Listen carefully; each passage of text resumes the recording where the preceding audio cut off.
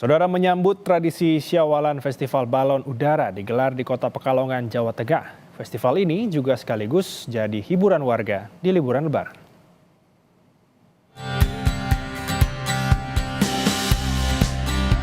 Puluhan balon warna-warni menghiasi langit biru Kota Pekalongan, Jawa Tengah.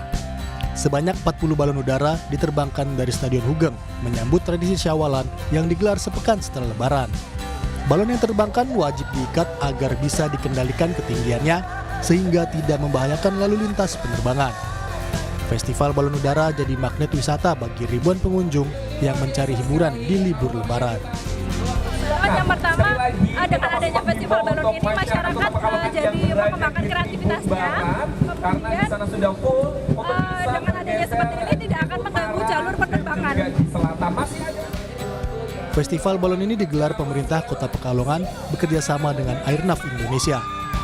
Selain sebagai tradisi Syawalan, kegiatan ini diharapkan bisa mengurangi penerbangan balon liar yang membahayakan penerbangan di langit Kota Pekalongan.